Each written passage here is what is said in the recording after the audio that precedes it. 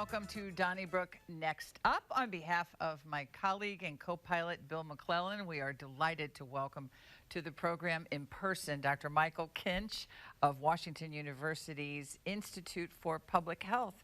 It's so nice to see you in person. It is nice to be here in person rather than over Zoom for a change. Well, Dr. Anthony Fauci has basically declared that the worst of the coronavirus, COVID-19, is behind us. So that's it? We just move on? Not quite yet. The virus is endemic, meaning that it's around and it's always going to be around, which means that, frankly, if you've been vaccinated, you're probably going to be fine and the pandemic is largely over, assuming that, of course, you're vaccinated and healthy. If you're unhealthy, meaning you don't have a functioning immune system, even if you're vaccinated, this is going to potentially be a problem.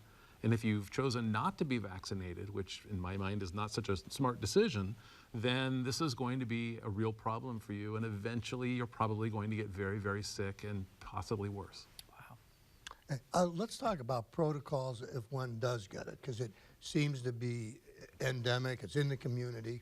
And for instance, my wife is in a book club, and one of the women in the book club called a couple weeks ago to the other members and said, hey, I got ill and I was tested and I'm positive for COVID. So everybody else tested, and a total of 4 women tested, including my wife, tested positive. And I thought, well, what are we supposed to do now? I mean, like, my wife obviously would quarantine, but should I quarantine like I was off Donnybrook last week because of this? But I thought, like, well, I can still go to the grocery store, can't I? And it's especially true if a husband were to get ill, he would expect his wife to take care of him, right? I mean, women are a little more self-sufficient than men. and so would the wife be able to go out to the restaurant? I mean, what do we do when somebody gets COVID right now? Yeah. Yeah, in that kind of a situation, which is going to become commonplace, basically you have to play it safe, both for yourself and more importantly for others. So again, even if you're young and healthy and you've been vaccinated and you're good to go, you've still got a problem, because if you're infected, you're giving off viral particles, and if you do run into someone who isn't as healthy or hasn't been vaccinated, then you run the risk of transmitting the disease to them, and they could end up having terrible problems. So the responsible thing to do in that kind of situation would be both for you and your wife to just sort of hunker down for a few days. The good news is, if both of you have been vaccinated, you're probably only infectious for a few days. And so it's not like the 2 weeks that we had 2 years ago when things were first getting started. Well, can you like walk in Forest Park, for instance? As long as you think about sort of, this is going to not necessarily be the prettiest thing, think about your spit droplets. Minimize the likelihood of that happening. So if you're walking in Forest Park, it's fine as long as you keep a respectable distance away from someone else. But this virus can aerosolize, meaning it can float around in the air and go pretty far. And so you want to be cognizant of that and make sure that you don't put someone else at risk. Because the last thing you want on your conscience is to realize, oh gosh, I might have infected someone, and then, Lord forbid, they actually pass away and die.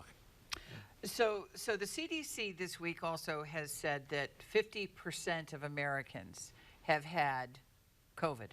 That was kind of jarring, especially, they said, during the Omicron variant and the number of cases that we were seeing, and that 75% of young children have had the coronavirus.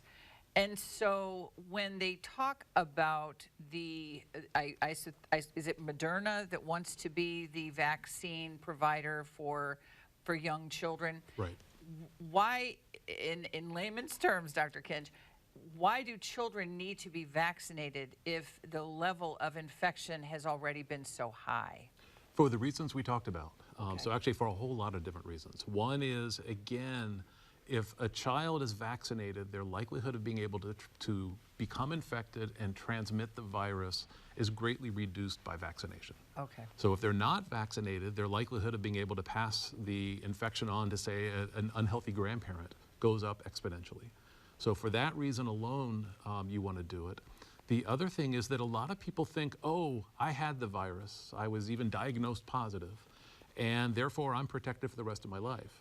And what we know about this whole family of coronaviruses is that when you become infected, you have a resistance that occurs from a natural infection that lasts maybe 6 months to a year. So you can't rely upon a past infection. Vaccines provide what's called superhuman immunity. It's a very powerful response, and they probably last at least a year, which is much better than a natural infection. But one of the worrying trends is that kids are not being vaccinated. Parents are as hesitant to vaccinate their children as they seem to be themselves.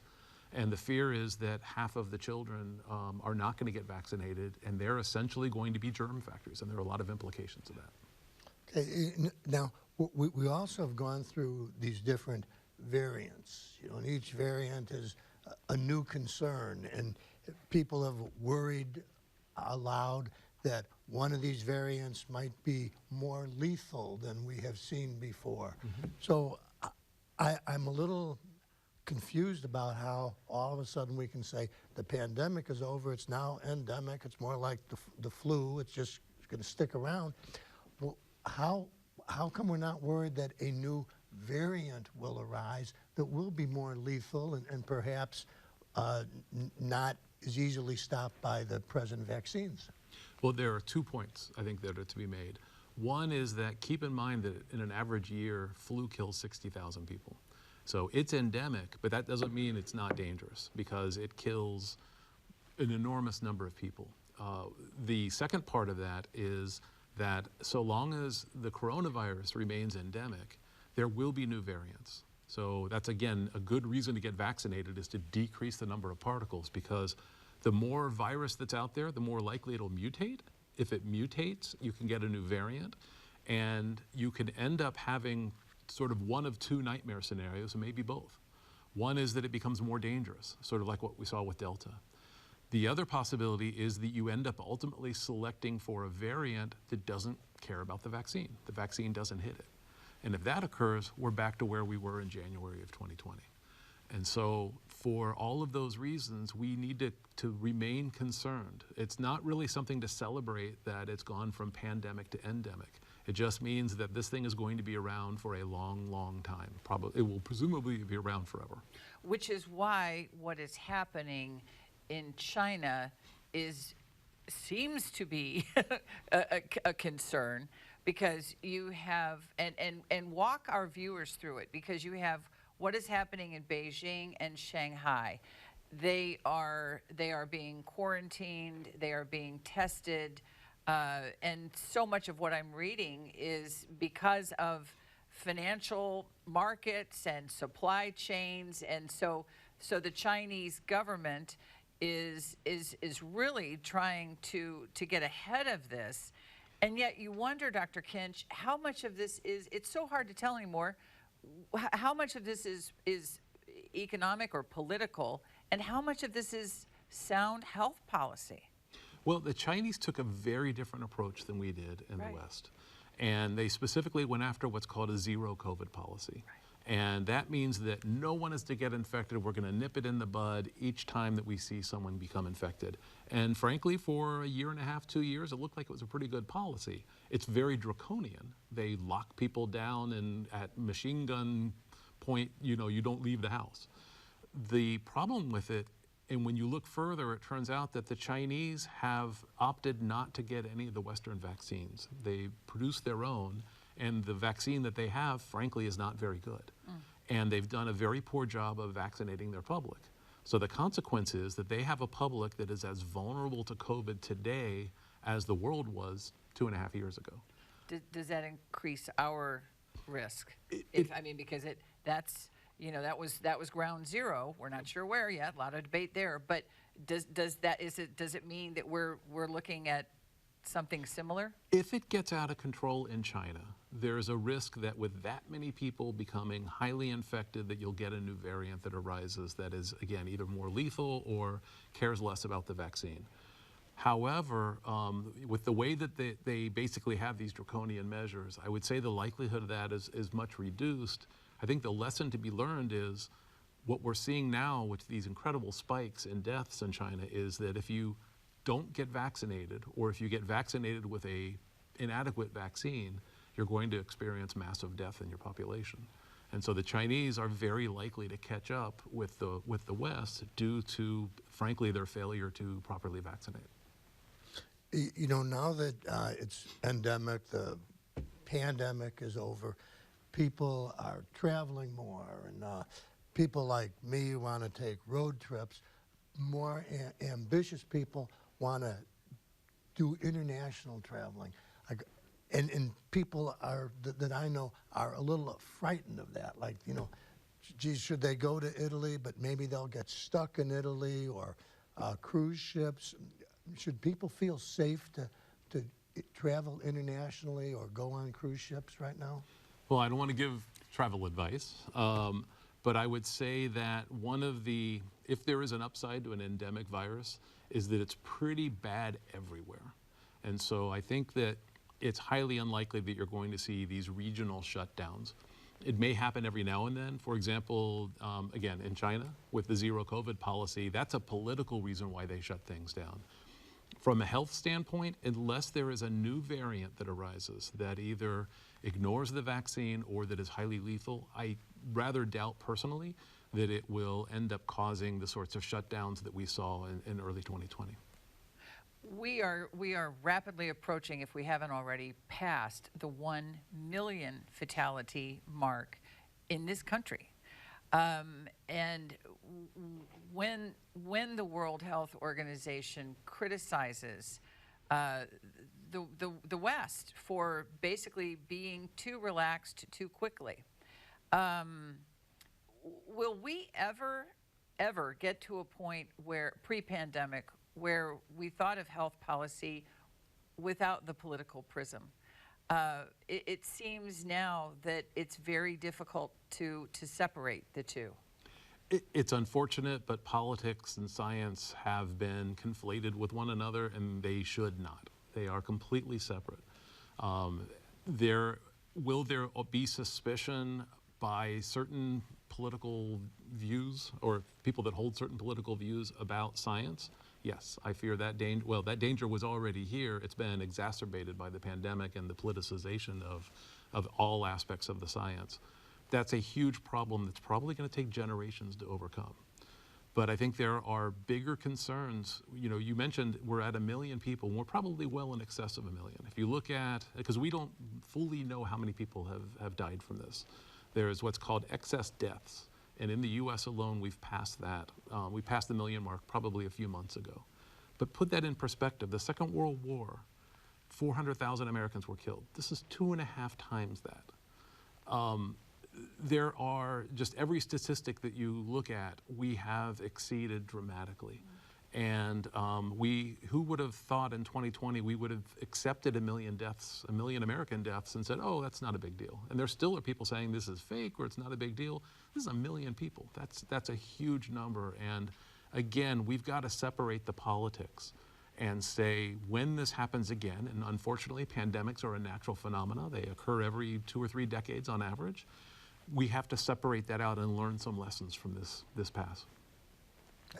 Doctor, you know, the Spanish flu back in 1918, 1919, and then it seemed like it killed so many young people and was therefore more noticeable. I mean, from what I've read, everybody knew people who were dying.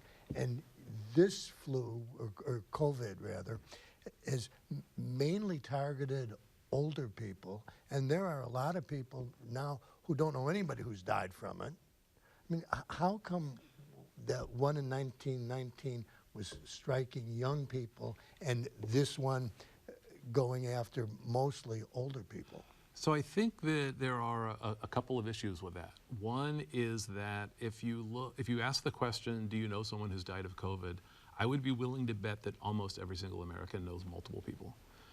It hasn't been as in the face as perhaps it was in Spanish flu. Frankly, we responded to Spanish flu in a much stronger way back 100 years ago than we did in this century. The other part of it is that the question of why were they being killed, that's sort of a weird phenomena with pandemic influenzas. So influenza being one type of virus, very different than a coronavirus, there is what they call a W response, where the very young are killed, the middle-aged, sort of the 20 to 30-somethings, and then the 60 plus. So it's a W, whereas with COVID, it's been kind of a V, just the young and the old. But that young and the old is only true in, frankly, Caucasian communities. If you look in minority communities, we're seeing death across the board, age-wise and otherwise. And so this really, we don't have, I think because we're in the middle of it, we still don't have a full appreciation for the number of deaths that occurred.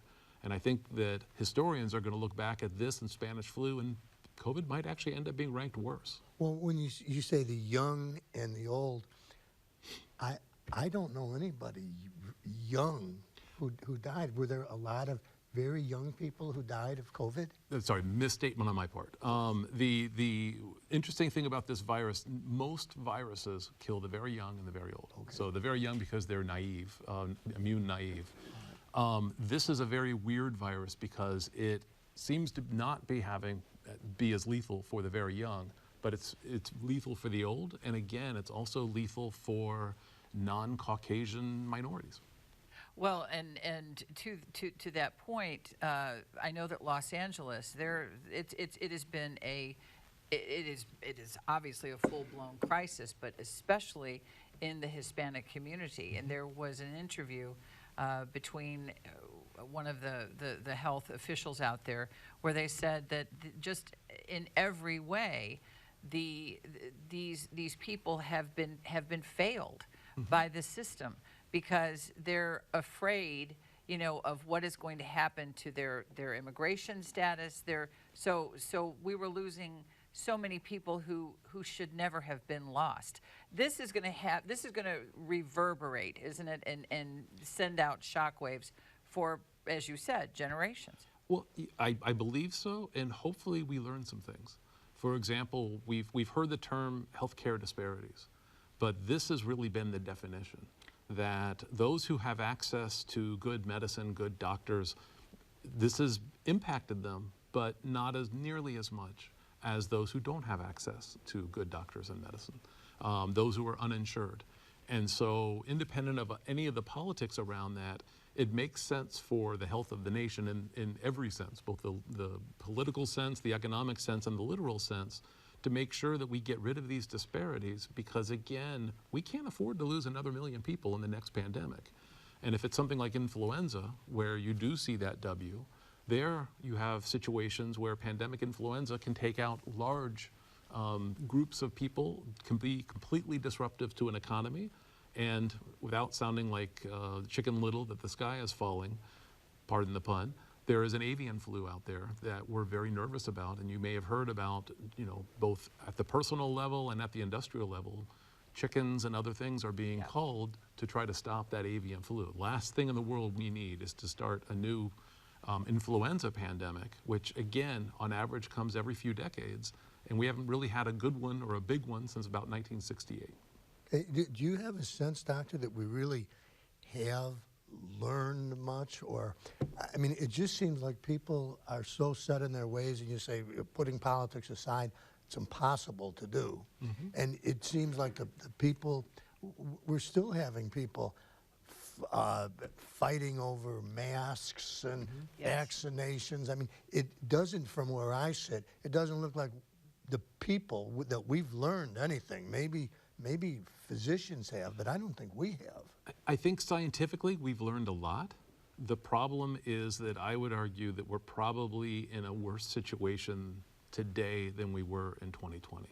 And that is that we have 30, 40, 50% of the American population that isn't going to believe objective facts, objective data on the science. Forget the politics, just on the science. They're going to say, no, there's something behind that.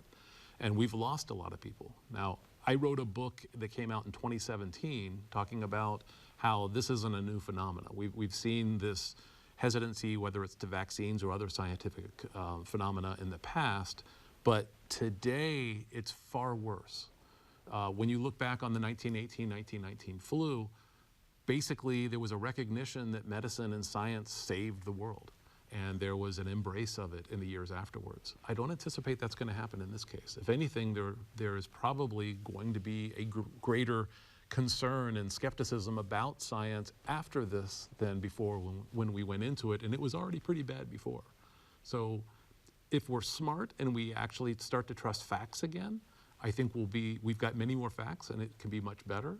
But if we continue this politicization of science, I think it's going to be far more dangerous the next time this occurs. And then on a related note, we see these statistics of, I won't even try it again, but about diabetes. We see an increase in measles. So this has to, I mean, if the scientific community isn't pivoting enough already, right. You know, you're seeing things popping up, aren't you? Well, we have a few trends that I think to keep an eye on. One is you're right, there are a number of different sources saying that measles are starting to go through the roof. And you may ask, well, why would measles be increasing? It's because that anti-vaccine skepticism has once again taken over the measles, mumps, and rubella vaccine. And so we had already been seeing an increase in measles, mumps, and rubella from parents who didn't have their children vaccinated because there was essentially a fake result, literally faked data showing that the vaccine had caused autism. That was completely proven to be bogus, but a small percentage of people bought into it, and that signal has been increasing, and as a consequence, we're now seeing these problems. Another long-term thing to keep an eye on is long COVID. People that had COVID, that this is going to stick around, and whether they're being reinfected or whether the infection is persisting, we really don't necessarily know enough about it to understand what's happening, but we do know there are big problems. You know, speaking of measles and rubella, there's House Bill 2009 in the Missouri legislature, 42 co-sponsors, I think, and to give parents the right to opt out of vaccinations for schools if they have a strong religious or philosophical belief against that. I mean, how do you fight stuff like this? Well, we can tell you what the consequences are because we have the data to show it. This phenomena of saying if you have, you can get a religious or otherwise exemption for the measles, mumps, and rubella, that started in Northern California, and we've seen cases of measles, mumps, and rubella killing children worse and worse every year. It has spread from there, and now again it's been politicized to be no one can tell me what to do with my body. You know, there is essentially no danger whatsoever of the measles, mumps, and rubella to the child being vaccinated. And yet the failure to vaccinate could result in them dying, whether they die as a child or whether they die as an adult. One way or the other, the sad thing about childhood diseases is they tend to be far worse when you're older. So we are going to see huge repercussions of this. Why we've reached a point where we suddenly say, oh, we're smarter than basically the scientists and the doctors who aren't doing it to make money or anything else. Why we've reached that point where legislators are saying, okay, you don't have to get vaccinated anymore. They're not holding up their responsibility to their public, to their voters. Okay, now would that be a danger to, if my grandchildren, for instance, got vaccinated, if they were in a class with children who didn't get vaccinated, would my grandchildren be at any greater danger? Is the only danger? You mean against measles, mumps? Yeah. If they've been vaccinated, they're protected. Okay. The problem is twofold, just like it is with COVID. Those who haven't been vaccinated are going to be at risk, and those that have suppressed immune systems, again, undergone cancer treatment, whether they're young or old, if their immune system has been suppressed, they're now at risk. So you're introducing measles, mumps, and rubella as 3 additional risks for folks who are already highly vulnerable because they have a decreased immune function. Okay. If you could go back to one moment in this and take it in a different direction, which moment would that have been? It's actually kind of easy. I would have taken it back to probably March, April of 2020 when the first questions about masks were coming up. and I would have come out and said, look, masks don't necessarily protect you from the virus, but they protect those around you. So common sense says if you feel the spittle on the inside of the mask, that's all these aerosols collecting, and that could have been virus that you were transmitting out.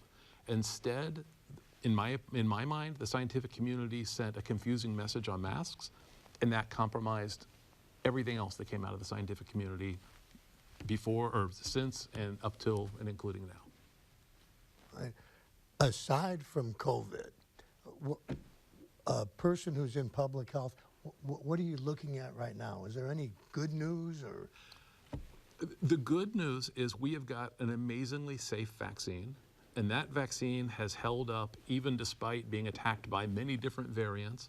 And if you're fully vaccinated and immune healthy, you basically don't have to worry about this pandemic. That's the best news of it all, is that we've saved an enormous number of lives that would have otherwise been potentially lost. Right. I mean, outside of COVID, doctor, what I was trying to say, if there was no COVID. And we have about 15 seconds. Oh, I'm sorry. I think the technologies and the learnings from COVID can be applied both to infectious diseases, but then also cancer and other areas. And I think that's a huge positive for the future. Dr. Kinch, Dr. Michael Kinch of Washington University's Institute for Public Health, we thank you so much for being here and so generous with your time and your expertise. On behalf of our entire crew, our director, Aaron, my colleague, Bill Wilkerson, Bill McClellan, we thank you all for watching 9 PBS. We'll see you next week. Have a great weekend.